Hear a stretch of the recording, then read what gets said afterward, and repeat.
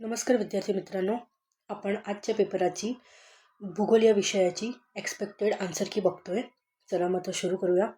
थंड हवेचे ठिकाण आणि जिल्हा या संदर्भात खालीलपैकी कोणती विधान चुकीची आहे? चुकीची विधान आपल्याला ओळखायची आहे. पाल जळगाव हे खरं आहे.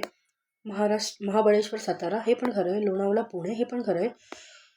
तोरणमाळ धुळे हे चुकीचं आहे. तुम्ही मला कमेंट करू शकता, तोरणमाळ हे थंड हवेचे ठिकाण कुठल्या जिल्ह्यात आहे? नेक्स्ट क्वेश्चन, याच्यामध्ये आपल्याला चुकीची विधाने ओळखायची. वर्धा व वेनगंगा या नदीचा संगम चंद्रपूरच्या नैऋत्येस येतो. हे पहिलंच विधान चुकीचं आहे. बाकीचे हे तिघी विधान खरे आहे. आपण एक डिटेल व्हिडिओ बनवूया एक्सप्लेनेशनवर. आता आपण फक्त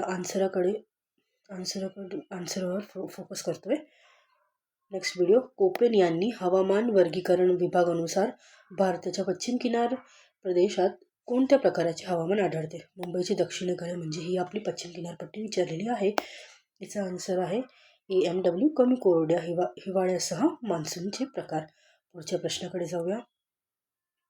चुकीची विधाने ओळखायची आहे. याच्यामध्ये उत्तराखंड, उत्तर प्रदेश, बिहार, पश्चिम बंगाल व मणिपूर हे नेपाळी सीमेला लागून आहे. नेपाळी सीमेला मणिपूरचा काही संबंध येत नाही, हे चुकीचं आहे. ज्याच्यात आन्सर आहे, आपण हे दोन एलिमिनेट करू शकतो. नेपाळ या परिवेश देश आहे, जो चीन आणि भारत या दोन महाकाय देशांमध्ये वसलेला आहे. हे खरं आहे. भूटान हा देश नेपाळच्या शेजारील देश आहे. हे खरं आहे. आन्सर आपला आहे क व अ. पुढच्या प्रश्नाकडे जाऊया. जोड्या प्रश्न विचारला आहे आपल्याला. खनिजे आहे आणि उत्खनन क्षेत्र आहे. आपल्याला माहितीच आहे की मँगनीज, चिखला, लोह खनिज, सूरजगड, बॉक्साईट, उदगिरी, क्रोमाइट, जानोली. आपलं उत्तर आहे 3. पुढच्या प्रश्नाकडे जाऊया. प्रधानमंत्री मत्स्य संपदा योजना 2025 वर प्रश्न आहे. त्याच्यामध्ये कुठले उद्दिष्ट नाही, तो प्रश्न विचारलेला आहे. मासेमाऱ्यांची सामाजिक, भौतिक व आर्थिक सुरक्षा हे आहे. मासेमारींचं उत्पन्न 4 पटीने वाढवणे हे खोटं आहे. 2 पटीने वाढवणे. शाश्वत पद्धतीने मत्स्य व्यवसायांचा क्षमतेचा वापर करणे हे खरं आहे. मासे उत्पादन व उत्पादकता वाढवणे हे पण खरं आहे. आपलं उत्तर आहे 2. पुढच्या प्रश्नाकडे जाऊया.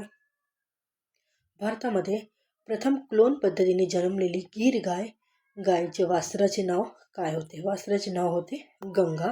तिचा जन्म झाला होता 2023 मध्ये. पुढच्या प्रश्नाकडे जाऊया. संयुक्त राष्ट्र संघाची जागतिक कार्यसूची आराखडा 2015 नुसार शाश्वत विकासाची किती उद्दिष्ट निश्चित करण्यात केली आहे? तो उद्दिष्ट आहे आपली 17. आपले SDG गोल्स आहे 17 आणि आपले MDG गोल्स होते 8. MDG आपले गोल्स होते 8. पुढच्या प्रश्नाकडे जाऊया. यमुना नदीच्या उपनद्या पूर्व ते पश्चिम अशा क्रमाने मांडा. याचा आन्सर आहे 2. केन, बेटवा, सिंध आणि चंबळ. पुढच्या प्रश्नाकडे जाऊया.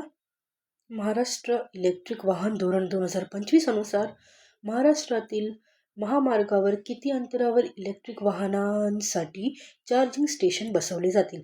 याचा आन्सर आहे 25. दर 25 किलोमीटरावर चार्जिंग स्टेशन बसवले जातील.